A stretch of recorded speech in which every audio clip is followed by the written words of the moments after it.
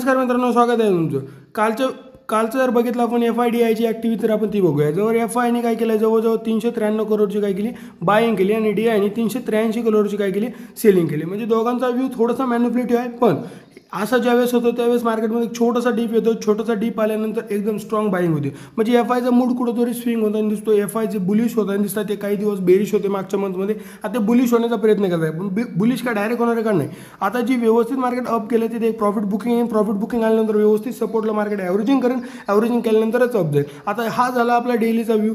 जर आपण व्यवस्थित मंथली व्ह्यू बघितला त्यामध्ये काय दिसतंय बघा, दोघांचाही व्ह्यू मंथमध्ये काय दिसतोय, बुलिश दिसतोय. राईट, जवळजवळ FIचा पूर्ण हा मूड ह्या जुलैच्या महिन्यामध्ये पूर्ण मूड कसा आहे, पूर्ण बुलिश बनलेला आहे आणि DIचा तर ऑलरेडी बुलिश होता. ओके, सो दोघांचा मूड बुलिश आहे, पण एक छोटीसा डीप येत असतो, एक छोटासा करेक्शन मार्केटमध्ये येतो. त्या करेक्शनमध्ये मार्केटची ॲव्हरेजिंग होते. ॲव्हरेजिंग झाल्यानंतर एक स्ट्रॉंग बाय मार्केटमध्ये बघायला. निफ्टीमध्ये जर बघितलं तर ह्या महिन्यामध्ये पुढच्या महिन्यात जर 25,000ची लेवल तोडली तर काही वेगळं वाटून देऊ नका, कारण ते होऊ शकतं. ह्या महिन्यामध्ये एक छोटासा डीप येऊन मार्केट वन साईड अप जाऊ शकतं.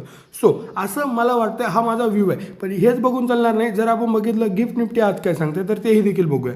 गिफ्ट निफ्टी हे बघा, गिफ्ट निफ्टी काय सांगू राहिली. गिफ्ट निफ्टीची जवळजवळ 152 रुपयाची काय चालू आहे, पुट साईडला मार्केट चालू आहे. म्हणजे गिफ्ट निफ्टी काय चालू आहे, निगेटिव्हमध्ये चालू आहे. राईट, याचा इम्पॅक्ट कुठेतरी मार्केटमध्ये येऊन आज जर झालं तर एक मार्केट छोटंसं गॅप डाऊन मुवमेंट देऊ शकतं.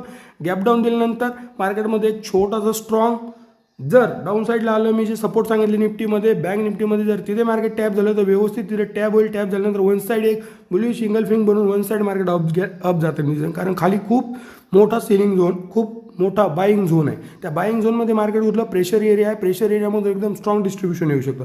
जर आपण डाऊ जोन्स बघितलं, डाऊ जोन्सचा पण तोच आला आहे. हे बघा, निगेटिव्ह आहे. S&P 50 निगेटिव्ह, S&P 500 निगेटिव्ह आहे. नॅसडॅक निगेटिव्ह आहे. Right, European market total negative आहे. जर आपण बघितलं थोडं खाली आलं, डाऊन आलं एशियन मार्केटचे पण तेच आले. निकाई कुठंतरी डाऊनच चालू आहे, बिकॉज निकाईमध्ये खूप जास्त प्रॉफिट बुकिंग बघायला भेटली होती. राईट, हँगसेन, तायवॉन, हे सगळे याचा एवढा इम्पॅक्ट होत नाही, पण तरी सांगतो हे सुद्धा खूप निगेटिव्ह आहे. सो मार्केटचा व्ह्यू थोडासा कुठंतरी बेरिश बनून व्यवस्थित डीप आल्यानंतर व्यवस्थित स्ट्रॉंग बाईंग होताना आपल्याला दिसेल. ह्या डाटामध्ये आपल्याला इन डिटेलमध्ये आपल्याला व्यवस्थित दिसतं. Okay, thank you so much. नमस्कार मित्रांनो, स्वागत आहे तुमचं.